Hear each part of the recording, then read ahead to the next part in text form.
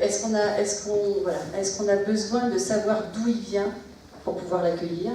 Et je crois que ce qui fait qu'on est aujourd'hui dans une situation complètement inacceptable et inhumaine, c'est que finalement, pour essayer de se trouver des fausses excuses pour ne pas remplir un devoir de solidarité fondamentale, on a eu toute une construction de mauvaises raisons. Alors voilà, il y a des migrants économiques, alors bon, bah, c'est moins bien que les réfugiés, hein, parce que bon, bah, ils n'ont pas de convention, eux, contrairement aux réfugiés qui ont la convention de Genève. C'est normal parce que finalement tout a été fait pour qu'il n'y ait pas de convention, puisqu'il y en avait une, et qu'aucun pays occidental n'a voulu la ratifier. C'était la convention sur les droits des travailleurs migrants et leurs familles.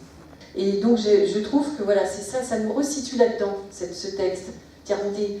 On n'entend plus parler de Syriens, on n'entend plus parler si c'est des Afghans, on ne sait pas si c'est des Soudanais, on ne sait pas. Et en fait, c'est pas grave, quoi. Voilà, ce sont des personnes. Et on est effectivement confronté à, finalement, comment on questionne notre capacité à les accueillir, qu'est-ce qui fait qu'on n'arrive pas à les accueillir, qu'est-ce qui fait que, effectivement, des gens, petit à petit, on a l'impression de plus en plus nombreux, en particulier en France et en Europe, se laissent convaincre par le fait qu'il ne faut pas les accueillir. Et donc je crois que dans le travail qu'on a à faire, il faut qu'on arrive à retrouver cette spontanéité, quoi, de la relation humaine. Et puis bon, on verra bien. Hein. Il y a toujours cette idée de on ne peut pas tout accueillir, on ne peut pas accueillir tout le monde. En fait, je crois qu'on n'a pas la réponse. Et c'est peut-être ça qui fait que certains ont peur. Mais en tout cas, je dois dire que c'est aussi comme ça que le mouvement Emmaüs a commencé, quoi. Enfin, très sincèrement, je pense que quand ça a démarré, il n'y avait aucune stratégie, il n'y avait pas de perspective à moyen ou à long terme. Voilà, l'histoire a commencé en 1949, on est en 2017. Par chance, elle continue, elle s'est même élargie, mais je vous assure qu'au démarrage, il n'y avait rien, quoi. Et encore aujourd'hui, quand il y a une initiative qui se crée, et je crois que c'est le cas de Sans pour un toit, au départ, il n'y a rien, il y a juste des gens qui se disent « alors là, c'est pas possible, il faut qu'on fasse quelque chose ». Et puis petit à petit, vous trouvez les idées, vous trouvez les moyens, vous trouvez les gens, vous trouvez des soutiens, vous élargissez les soutiens, parce que finalement, c'est aussi ça, la vie en société qu'on a, elle est aussi faite de pleine d'énergie comme ça qui essaime. C'est vrai qu'on a tendance à focaliser sur ce qui nous divise, et on a tendance à focaliser sur ce qu'on ne comprend pas chez l'autre, ou ce qu'on a du mal à accepter chez l'autre, mais en réalité, vous êtes les témoins d'ailleurs, bien plus que moi, de toute cette énergie qui fait que finalement, si, les choses sont faisables. En tout cas, je crois que c'est vraiment... Moi aussi, je réfléchis beaucoup. Comment est-ce qu'on arrive à parler à des gens qui n'ont pas envie d'entendre et qui, en fait, ont tout compliqué, voilà, pour que ça soit de moins en moins possible de vivre une relation humaine toute simple. D'abord, ils ne peuvent plus bouger. Tu parlais des murs. Donc, on fêtait en 89 la chute du mur du Berlin. Aujourd'hui, dans le monde, il y a plus d'une cinquantaine de murs. Et un de ces murs, il est en France. On avait fait une mobilisation à Calais. On a appelé ce mur le mur de la honte. Qui en parle aujourd'hui dans ces termes-là? C'est un mur de la honte. En France, nous avons un mur. Et donc, voilà, il faut qu'on travaille à ça. Il faut qu'on travaille à, effectivement, tout ce qu'on peut faire au niveau local et que vous faites ici, mais aussi comment on le porte à d'autres échelles pour déverrouiller, pour faire en sorte qu'effectivement des portes s'ouvrent. Parce que sinon, nous épuisons. Et c'est probablement aussi un effet recherché que d'épuiser les militants. Je pense qu'à Calais ou à Grande-Synthe, si vous y êtes allés, vous avez certainement rencontré des militants qui n'en pouvaient plus. Ils ont passé des années à amener de la nourriture, des couvertures, à essayer de faire arriver l'eau. Et tous les jours, toutes les semaines, c'était saccagé parce que l'État ne voulait pas sortir ces personnes de l'état absolument abominable dans lequel il obligeait ces personnes à vivre. C'est épuisant, tu fais ça pendant 8 ans, 9 ans, 7 ans, il y en a qui étaient là depuis des années, quoi. Et je pense que c'est aussi une stratégie de l'usure. Et on est un peu confronté à ça aujourd'hui, hein. On a l'impression d'avoir pas réussi grand-chose. Donc On pourrait se dire qu'on se contente de faire une action locale, mais même là, il faut aussi prendre le temps de la faire connaître. Et alors c'est vrai que des fois ça fait du bien d'aller voir ailleurs qu'en Europe ce qui se passe. Parce que c'est vrai qu'en Europe c'est quand même particulièrement mortifère. Mais il se trouve que dans nos travaux de mise en relation qu'on essaye de faire au niveau international, on a eu la chance de croiser un des acteurs qui a porté dans la ville de Sao Paulo, au Brésil, donc, une initiative portée par le maire. Hein. Donc c'est vrai qu'il y a une volonté politique claire qui a permis aussi à cette expérience d'exister, et de réfléchir totalement différemment l'accueil des migrants. Sao Paulo, c'est quand même 12 millions d'habitants, et sur 12 millions d'habitants, il y a 1 million de migrants. 1 million de migrants qui vient du continent américain, bien sûr, Amérique du Sud, mais qui vient aussi de l'Angola, de RDC, d'Asie. Je pense qu'il y a plus d'une centaine de nationalités présentes à Sao Paulo. Et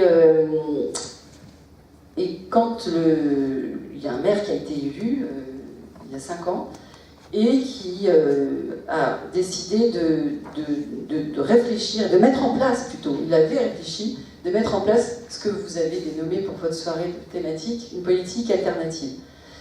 Qu'est-ce qu'ils se sont dit? Ils se sont dit, eh ben en fait, on ne va pas faire une politique migratoire alternative. On va changer de regard. C'est-à-dire que on va plutôt penser que les migrants, chez nous, c'est des citoyens. C'est-à-dire, ils font partie de la cité. Alors, qu'est-ce que ça veut dire? Qu'est-ce que ça peut vouloir dire de faire partie de la cité? Bon, ben, ça veut dire que, eh ben, ils ont des droits comme les autres citoyens de la cité. Et donc, à partir de là, ils n'ont pas créé une direction des politiques migratoires, ils ont créé un secrétariat général aux droits humains. Et donc, ça les a amenés à développer non pas des politiques migratoires, mais des politiques d'accès aux droits humains pour l'ensemble des citoyens, dont les migrants. Ce qui a fait que petit à petit, ils ont créé un tas d'espaces, un tas de dispositifs, un tas de mécaniques qui ont permis aux migrants de faire partie, sans être une cible particulière, des 12 millions d'habitants de la ville de Sao Paulo. Ils sont allés même jusqu'à... donc la ville, elle est divisée en, on va dire, des arrondissements. Ces arrondissements ont des conseils d'arrondissement, et ils ont fait en sorte qu'il y ait des représentants de migrants qui soient élus dans ces conseils d'arrondissement, pour que, comme les autres, ils participent à ces expériences de démocratie participative qui sont nées au Brésil, à Porto Alegre en particulier, et qu'ils étaient en train de mettre en place aussi à Sao Paulo. Et donc cette démocratie participative, elle s'est juste préoccupée qu'il y ait des représentants des migrants pour qu'ils participent à l'élaboration des politiques publiques. Ce qui les a amenés, par exemple, à aller négocier avec les banques qu'il y ait des facilités, enfin des conditions particulières d'ouverture de comptes bancaires pour les migrants, quel que soit leur statut, avec ou sans papier, pour éviter, par exemple, une recrudescence d'attaques des lieux d'hébergement où étaient ces personnes migrantes ou ces familles de migrants, parce que comme ils avaient tout en cash, ils se faisaient régulièrement dépouiller. Et donc, quelque part, pour travailler sur la sécurité dans la ville, ils ont compris que, par exemple, pour la petite délinquance, c'était hyper important que les banques facilitent l'ouverture de comptes bancaires sans condition à des migrants pour qu'ils puissent au moins déposer leur argent liquide qu'ils avaient emmené avec eux pour pouvoir quitter là où ils étaient et arriver jusqu'à Sao Paulo. Ils ont aussi développé tout un travail avec les entreprises de Sao Paulo et autour pour leur permettre d'accéder à un emploi. Mais ça faisait partie de la politique de l'emploi de la ville. C'était pas dans la politique migratoire. Et donc, c'est ce qui a été mis en place. Et comme ils ont réfléchi leur truc beaucoup, ils se sont dit, ils ont eu raison, d'ailleurs, c'était des élus du PT. Et vous vous savez ce qui se passe en ce moment au Brésil, et vous savez dans quel état de décrépitude le PT est en train de tomber. Et donc, ils ont anticipé, ils se sont dit, c'est peut-être pas sûr qu'on soit réélu. Et du coup, qu'est-ce qui se passe après nous? Et donc, tout le dispositif qu'ils ont monté pendant 4 ans, ils l'ont inscrit dans une loi de la ville de Sao Paulo, de façon à ce que leurs successeurs ne puissent pas déconstruire tout ce qu'ils avaient pris le temps de construire pendant 4 ans. Voilà. Et ben je trouve que c'est un exemple, nous on l'a écrit, donc tu disais on a besoin d'argumentaire, et ben donc voilà, on essaye de l'écrire et on essaye de le diffuser pour montrer que même à cette échelle, quoi, 12 millions de personnes, c'est quand même 3 fois plus qu'à Paris, 2 fois et demi, c'est possible, vous voyez, comme quoi, on a essayé d'aller rencontrer Madame Hidalgo pour lui raconter tout ça. C'est pas que ça l'intéresse pas, mais en même temps elle a fait d'autres choix, et pour l'instant son choix se limite quand même globalement à trouver de l'hébergement d'urgence. Bon, certains diront que c'est déjà mieux que rien, mais il est possible que ça trouve vite sa limite, parce que là aussi, c'est pas des portes qui s'ouvrent, c'est juste un espace où pendant quelques jours, on te permet de poser tes bagages.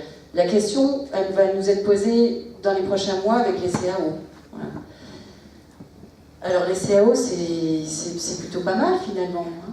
Il y a une répartition, il y a une solidarité entre des communes.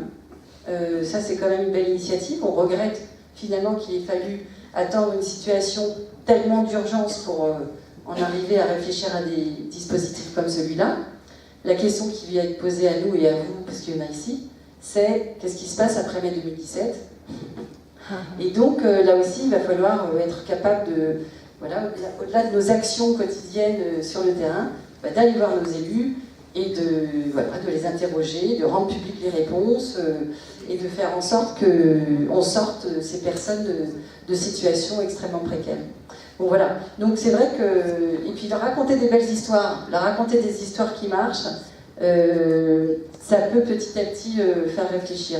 Parce que je crois qu'effectivement, on a aussi un travail de déconstruction assez massif à opérer sur tout ce qui alimente le discours autour d'immigration depuis 20 ou 30 ans, quoi. Et ça, c'est pas évident qu'en 6 mois, ça suffise. Mais il faut s'y mettre dès maintenant pour autant, pour arrêter un peu cette désespérance qu'il y a et cette inhumanité maintenant, quand même, qu'il y a autour de l'accueil des migrants. Peut-être aussi qu'on n'utilise pas assez l'interpellation localement, c'est-à-dire que les élus qui sont au Parlement, ils sont aussi sur une circonscription et qu'on n'a pas non plus encore mis en place une stratégie régulière et portée pour aller voir nos élus, leur demander, parler avec eux. Je crois vraiment qu'il faut t'en parles un peu, Jacques, je crois, ça fait du bien quand on se parle entre nous, mais alors il faut quand même qu'on aille se coltiner dans ce terrain, c'est pas péjoratif, non, il faut aller se confronter plutôt là, à ceux qui ne pensent pas exactement comme nous, voire pas du tout comme nous. Bon, alors pas du tout, ça dépend jusqu'à où, je sais pas. Bon, parfois il y a un peu des dialogues de sourds, mais en tout cas les élus locaux, je crois qu'il faut vraiment que là aussi on se décide, on s'organise pour faire une interpellation beaucoup plus systématique sur tout le territoire de ces élus pour les amener à être confrontés aux questions des citoyens qui ne pensent pas comme ils pensent qu'on pense.